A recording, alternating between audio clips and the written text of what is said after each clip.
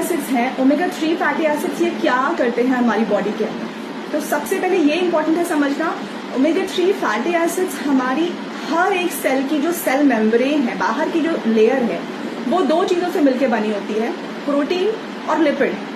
तो प्रोटीन हमने ले लिया, हमने एसेंशियल अमीनो एसिड ले लिया, जब हम शेक ले रहे हैं हमें एसेंशियल अमीनो एसिड मिल गए, प्लस उसके अलावा हमें फैटी एसिड की जरूरत है, लिपिड की जरूरत है।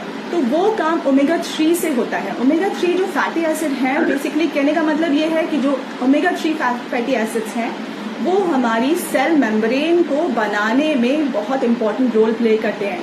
तो मतलब सेल का स्ट्रक्चर और हमारी सेल का फंक्शन दोनों इसके थ्रू इसका रोल होता है दोनों में।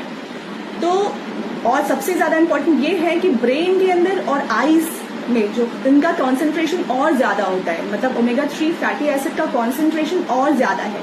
तो ये दो पार्ट ऐसे हैं, ऐसे वाइटल ऑर्गन हैं जिनके लिए ओमेगा 3 बहुत ज्यादा इंपॉर्टेंट है, जिनकी अच्छे तरीके से फंक्शन, अच्छे तरीके से काम करने के लिए। उसके इन सब के अलावा जो हमारा कार्डियोवैस्कुलर जो हेल्थ है वो, प्लस एंडोक्राइन सिस्टम जो हमारा हार्मोनल सिस्टम है, उसके लिए भी ओमेगा 3 फैटी एसिड्स की बहुत ज्यादा जरूरत है। अब ये बात करेंगे कि क्यों चाहिए हमें ओमेगा 3 सप्लीमेंट, क्यों चाहिए? तो जैसा मैंने बोला कि ओमेगा 3 सप्लीमेंट्स हमें इसलिए चाहिए क्योंकि हमारी डाइट में, डेली जो डाइट हम ले रहे हैं उसमें ये मिसिंग है। हमने ये समझ लिया कि इतना इंपॉर्टेंट रोल प्ले कर रहे हैं कि हर एक सेल में ओमेगा 3 फैटी एसिड्स हैं, सेल मेम्ब्रेन ही उससे बनी हुई है, बट ये डेली डाइट में नहीं है, हमारी मिसिंग है।